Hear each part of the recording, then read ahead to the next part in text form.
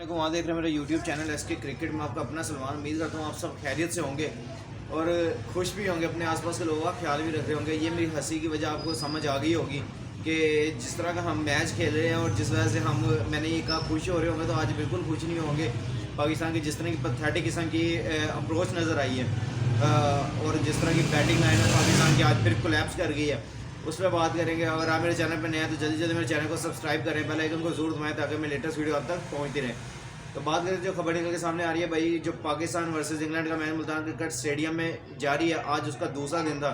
और जिस तरह की बॉलिंग और सेशन पे गेम चल रही है, अभी एक सेशन अच्छा गुजरता था पाकिस्तान के लिए, अच्छा गुजरता, जब गुजरता तो इंडिया के लिए इंग्लैंड के लिए एकदम से बुरा गुजर जाता है।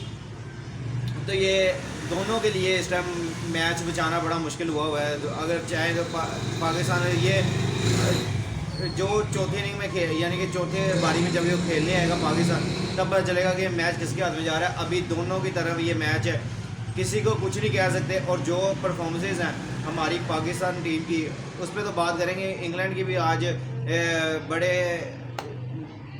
डिसअपॉइंट किया उन्होंने की बैटिंग लाइनअप भी उन्होंने भी कोई इतना अच्छा स्कोर नहीं किया और कोई इतना अच्छा कर नहीं रहे। और आज इनके फिर जब ये दिन खत्म हुआ है, इनके 5 खिलाड़ी आउट हो चुके हैं, 202 रन बना चुके हैं। पहले बात करते हैं पाकिस्तान की। आज जो पाकिस्तान ने अपना पहला सेशन स्टार्ट किया, उसमें बाबर आजम और साउथ शकील सामने क्रीज पे मौजूद थे। 75 रन बना सके, आउट हो गए बाबर आजम। फिर साउथ शकील 63 रन बना सके, आउट हो गए। मोहम्मद रिजवान कुछ नहीं बना सके, 10 रन बनाए 43 बॉलों पे 43 बॉलों पे। अब उन पे बात कर लेते हैं, अगर थोड़ा क्रिटिसाइज भी हो जाए, थोड़ा सा उनके बारे में बात भी कर लेते हैं कि मोहम्मद रिजवान अब तकरीबन पिछली जब से ये टेस्ट स्क्वाड का इन्होंने हिस्सा बनाया पाकिस्तान के सिलेक्शन कमेटी ने, तब से रिजवान कोई इतनी खास, बस इनकी 2 से 3 सेंचुरियाँ, 2 सेंचुरियाँ। इसके बाद इनके पास कोई ऐसी बड़ी इनिंग नहीं है जिसकी बेस पे ये हर मैच खेली जा रहे हैं। अजान हो रही है, अजान की बात करते हैं जी। बात कर रहे थे पाकिस्तान परफॉर्मेंसेस पे और मोहम्मद रिजवान पे बात कर रहे थे।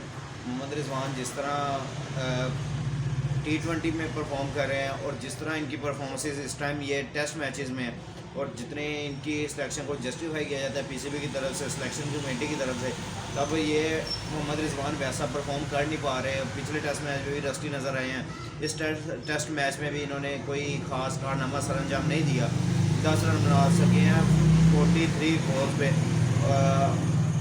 क्या हम इन पे बात करें और किस तरह कहें कि भाई अब सरफराज की जगह बनती है यहाँ पे, सैफ़ी भाई की आप नई जगह बना रहे हैं, आप उनके साथ क्यों इतनी नाइंसाफ़ी कर रहे हैं। आप उनकी कम से कम टेस्ट में तो जगह बनती है, बाकी नई फॉर्मेट में जगह बनती है, तो वो उस पर हम बात भी नहीं करते, उसमें हम कहते भी नहीं हैं कि आप लोग उनको ज़बरदस्ती उसमें फ़िट करें। अगर नहीं वहाँ पे जगह बनती तो हम नहीं बात करते उनके बारे में, लेकिन जिस पे जगह बनती है हम उसके लिहाज से उन पर बात करते हैं और उनके हक़ में आवाज़ उठाते हैं कि भाई यहाँ पे सरफराज अहमद की जगह बनती है, उनको टेस्ट मैचेस में मौका दें, प्रॉपर दें, वो आपकी टेस्ट फॉर्मेट को लॉन्ग टर्म तक सर्व कर सकते हैं। लेकिन आप उनके साथ ज़्यादती करें, उनको सिर्फ पानी पिलाने के लिए रखा हुआ है या उनको सिर्फ टूर्स पे साथ ले जाते हैं, बस एक मीडिया का प्रेशर और बाकी जो मेन स्ट्रीम का प्रेशर है वो सारा आप लोग हैंडल कर सकें। तो अगर आपने सिर्फ उनको सिर्फ ट्रैवल ही कराना है और उनकी सिर्फ मौजूदगी में बिठाई रखना है उनको, तो कोई मसला नहीं है, हम यहाँ बैठ के आवाज़ उठाते रहेंगे।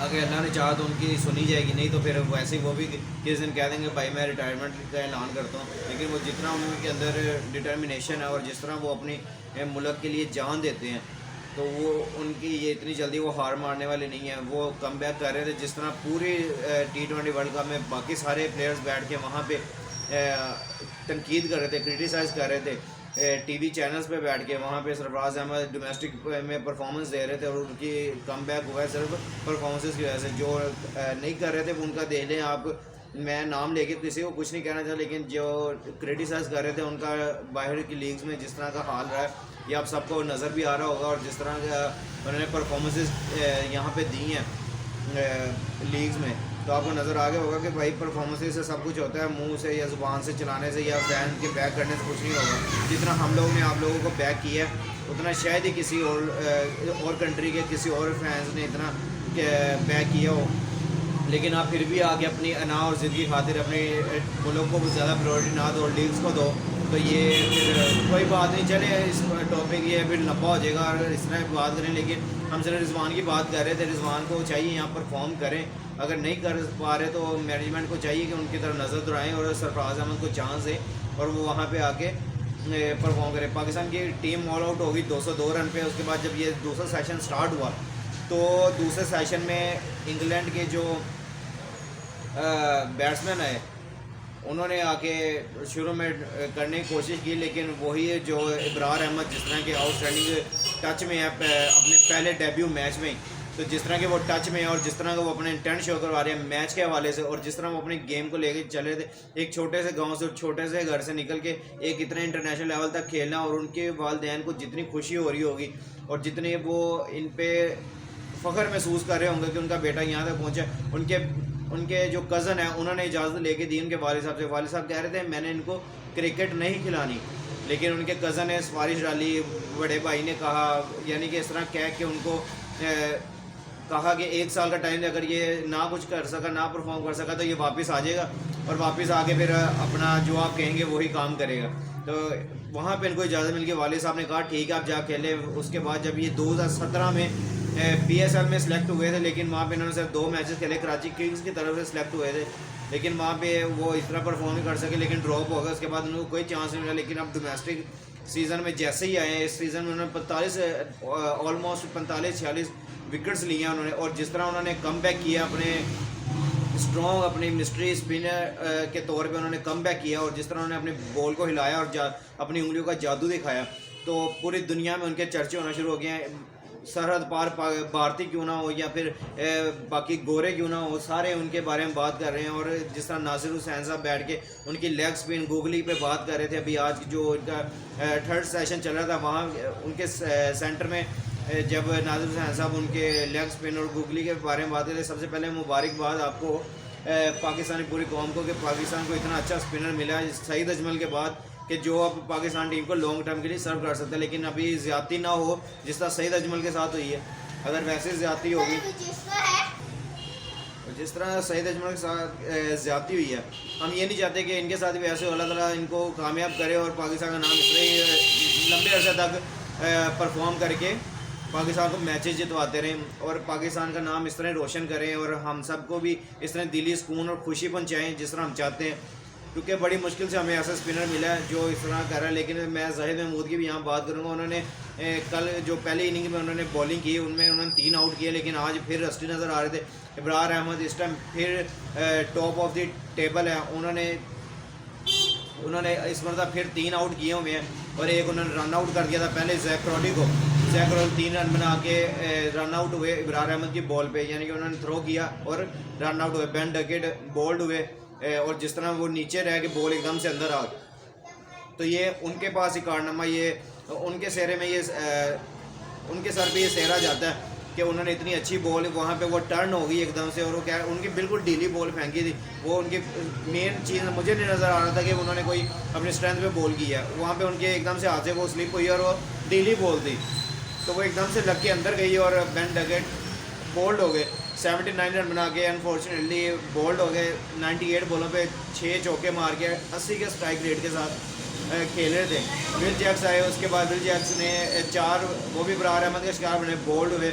4 बॉलों में 4 रन बना सके। जो रूट ये भी इब्रार अहमद का शिकार हुए। अब्दुल्ला शफीक ने कैच पकड़ा, 21 रन बना सके 35 बॉलों पे। हैरी ब्रुक और बेन स्टोक्स इस टाइम क्रीज पे मौजूद हैं। बेन स्टोक्स 16 रन के साथ और हैरी ब्रुक 74 रन के साथ क्रीज पे मौजूद हैं। ऑली पॉप मोहम्मद नवाज़ के रन आउट का शिकार हुआ, ये भी ओवर इब्रार ही करवा रहे थे। यानी कि इब्रार इस मैच के लिए बड़े लकी हैं पाकिस्तान टीम के लिए, और इस मैच के लिए उन्होंने बड़ा, यानी कि अल्लाह ताला ने जहाँ पे वही बात आती है, अल्लाह ताला ने जिसको इज़्ज़त देनी होती है अल्लाह ताला उनसे परफॉर्म करवा के अल्लाह ताला उनको इज़्ज़त दे देते हैं। और जिस तरह उनको अब इब्रार अहमद को इज़्ज़त मिली, और जिस तरह सारे जर्नलिस्ट उनके घर पहुँच रहे हैं एक एक करके, सारे बात कर रहे हैं, तो बड़ा अच्छा लग रहा है देख के कि भाई ऐसा लड़का जो नीचे से उठ के इस लेवल तक आप खेलेगा और परफॉर्म कर रहा है। और जिस तरह उन्होंने पूरे मैच में उन्होंने इंटेंट शो करवाया, हर बॉल के लिए जान मार रहे हैं और हर विकेट के लिए जान मार रहे हैं कि किस तरह विकेट मिले और हम इनको यहाँ पे स्ट्रिक कर सकें। लेकिन 202 रन बना चुके हैं इंग्लैंड, ये कोई कम बात नहीं है। 80% चांसेस है इंग्लैंड विन करने जा रहा है। अगर जीत सकते हैं तो यहाँ पे हमें सुबह आके पहले सेशन में अपने विकेट्स करके बाद में हमें चेज़ के लिए जाना है। तो हमने लॉन्ग तकरीबन ये अगर इस टाइम पाकिस्तान को लीड है 281 रन की, तकरीबन 19 रन कम 300 की। अगर हमें ये 400 रन की लीड मिल गई तो हमारे लिए बहुत मुश्किल हो जाएगा ये मैच बचाना, क्योंकि जिस तरह का बॉल टर्न हो रहा है यहाँ पे सर्वाइव करना और बैट्समैन के लिए खड़ा होना बहुत मुश्किल है। यहाँ पे हमें एक लंबी पार्टनरशिप की ज़रूरत है और ऐसे पार्टनरशिप की ज़रूरत है कि भाई आप लोग मैच निकाल के लेके जा सकते हो। लेकिन यहाँ पे अब जो ओपनर्स हैं उनका रोल बढ़ गया है। बाबर आजम, क्योंकि पाकिस्तान जिस तरह की पैथेटिक किस्म की लेके अपनी जो इतनी लंबी इन्होंने लीड लेके और आउट हो गए हैं 84 रन ऑलमोस्ट की ये लीड लेके, तो जब ये आउट हो गया तो अब पूरे मैच को इन्होंने वाट लगा दी है उनकी मैच की। अब 281 रन की लीड है और पूरा मैच डुबोने के दर पे आ गया। यहाँ पे सिर्फ एक हीरो निकला है पूरे मैच का, वो है इब्रार अहमद। बाकी किसी ने कुछ परफॉर्म नहीं किया, सारे इतने रन आ रहे हैं और इसे विकेट पर स्टे करके बनाना। अब बेन डकेट 79 और देख लें हैरी ब्रुक 74 रन के साथ क्रीज पे मौजूद है। तो बेन डकेट 79 रन बनाया, लेकिन उन्होंने बड़ी मुश्किल से बनाया। आपको पता है कि यहाँ बॉल किस तरह टर्न हो रही है। अब टर्निंग विकेट बना के दे दिया। अब क्या यार यहाँ पे किसके अप्रोच है। अब मोहम्मद यूसुफ साहब मैच से पहले पहुँच के वहाँ पे विकेट के जायज़ा लेना शुरू हो गए थे। तो अब आपने अपने बैट्समैन को बताना नहीं था कि यहाँ पे क्रीज पे खड़े हो खेलना कैसे है। तो अब नई मैच पाकिस्तान के हार से सिर्फ निकलता हुआ नज़र आ रहा है। बहुत मुश्किल चांस है अगर कोई एक्स्ट्रा ऑर्डिनरी इनिंग खेल जाए, बाबर आजम या कोई प्लेयर उठ के, इमामुल हक, अब्दुल्ला शफीक, कोई इस तरह के कोई प्लेयर उठ के कोई एक्स्ट्रा ऑर्डिनरी खेल जाएँ इनिंग, तो बड़ा आसानी से हम मैच जीत सकते हैं। अगर ना, अगर कल हमने जल्दी आउट कर दिया, हमारे पास सिर्फ ये 300 हो गया है, 350 तक की लीड आपने ले ली है। तो अगर 350 तक अगर आपने बना लिया तो आप हीरो बन जाएंगे। अगर ना बनाएंगे तो दूसरा जो हीरो बना है उसको भी आप ज़ीरो कर देंगे। इंशाल्लाह नेक्स्ट वीडियो में मिलते हैं। अपना और अपने आसपास के लोगों का ख्याल रखिएगा, दुआ में हमें भी याद रखिएगा। और विराट कोहली ने भी नेक्स्ट वीडियो में आते हैं, विराट कोहली भी बात करते हैं। उन्होंने भी सेंचुरियाँ मार के बड़े बड़े रिकॉर्ड, और ईशान किशन ने भी बड़ी हैवी इनिंग खेली है, उस पर बात करेंगे इंशाल्लाह नेक्स्ट वीडियो में आते हैं। अपना अपने आसपास के लोगों का ख्याल रखिएगा, दुआ में हमें भी याद रखिएगा। टेक केयर, अल्लाह हाफ़िज़।